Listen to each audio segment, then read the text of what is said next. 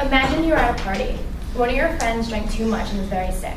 He or she needs medical attention now, but your peers tell you not to call the cops because they are scared everyone's going to get in trouble. So what do you do now? Some of you may leave your friend in order to protect yourself. Others may go against the crowd. But in a state of panic, the decision that you think is best may not be. Either way, there are consequences in every choice that you make that can change someone's life. The majority of people in this room may not come in contact with a situation like this. Many college students have, however, and it's a huge problem that college communities are facing today. There's an increasing amount of deaths and injuries on college campuses because of binge drinking. Medical amnesty is something that can alleviate the problem that many colleges are facing. First, I will discuss the deaths and injuries on college campuses due to binge drinking. Second, I will talk about medical amnesty and how it will decrease the amount of deaths and injuries on college campuses. Finally, I'll explain how this plan is practical and how the advantages outweigh the disadvantages. Binge drinking is one of the biggest problems on college campuses.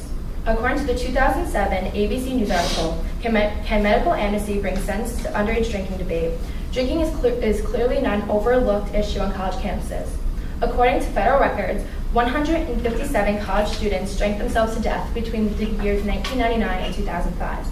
According to the same article, the number of alcohol poisoning deaths per year rose from 18 in 1999 to 35 in 2005.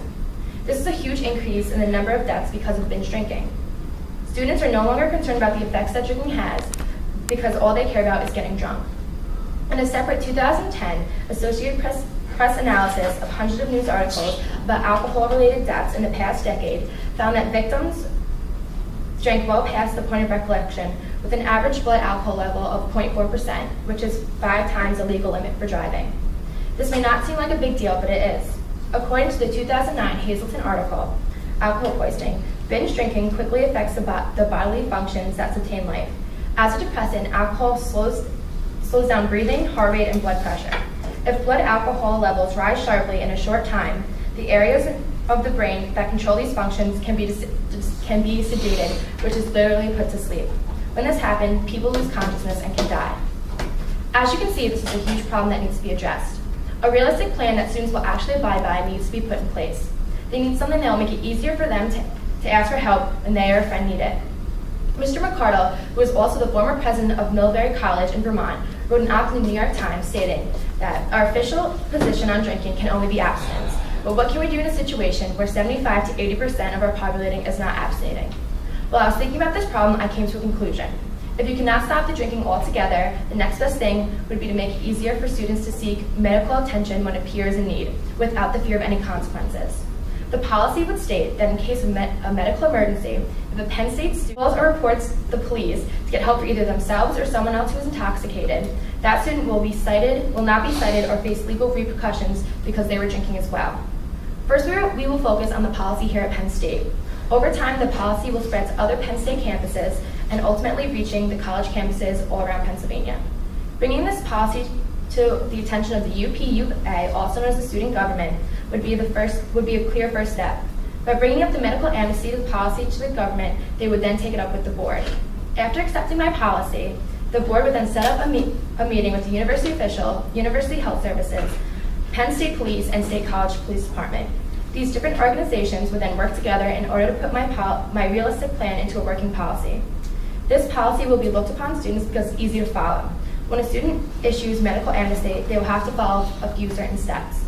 Although nothing will be put on your criminal record, if a student reports someone who is intoxicated, that student will also be forced to take a class on binge drinking and its negative effects on the human body and lifestyle. Students will then have to complete an 8-week long class with a grade of B or higher to keep the citation off their record. This policy will work through both the university and university police. If someone who is intoxicated calls 911 in a state of emergency, the police will be expected to take names. However, that student will not be punished. The police would then inform the university, and then the university would take proper procedures with both students involved. Throughout the campus, the police will enforce this, and all students will be expected to follow it. Medical amnesty policy will also be part of the code of conduct at Penn State University, and all students on campus will be informed about this policy. Not only will my policy be proven a success through Penn State campuses, but students will also follow it because it's practical. Getting votes on this policy shouldn't be hard at all. This policy is the best way to make binge drinking safer without unrealistically getting rid of it altogether. Although many people feel that medical amnesty is a waste of time, according to the 2008 article, Medical Amnesty and Responsibility, written by Kari Coase, several colleges have passed medical amnesty policies over the past 20 years to address the problem of student drinking, and all have been proven to work. Although there are many disadvantages of medical amnesty, all the advantages of medical amnesty overweight the disadvantages. Although this policy is intended to encourage students to call for medical help, people feel that this just encourages heavy drinking, and the students will never call. However, a 2006 study of the International Journal of Drug Policy found that emergency calls doubled after Cornell's University Good Samaritan policy was enacted in 2002. Lastly, people feel that students won't get real-world consequences. In the real world, if you break the law, you can be fined, face legal consequences, and may even be detained in jail for a night. With this policy, however, the students are only forced to take a class and really experience no negative consequences.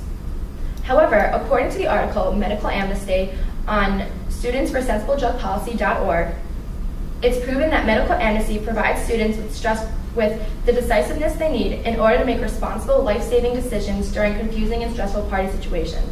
Every minute spent worrying about judicial consequences is another minute it will take for help to arrive. That minute can very literally be the difference between life and death. Some of you sitting here might not care about this policy, but you should. Every life counts, and every person that crosses your path impacts your life. Even though it may not be your friend that gets in a car accident or dies from alcohol poisoning, we are still all part of the Penn State family. So in conclusion, it's impossible to completely stop binge drinking, but there are other ways to make it safer. Medical amnesty is the easiest and most practical policy that can be implemented. With this policy, students won't be scared of consequences if they need help. It's the easiest way to ensure safer parties on college campuses. So as I close this speech, think of this. If that was you at the party, would you want someone to call?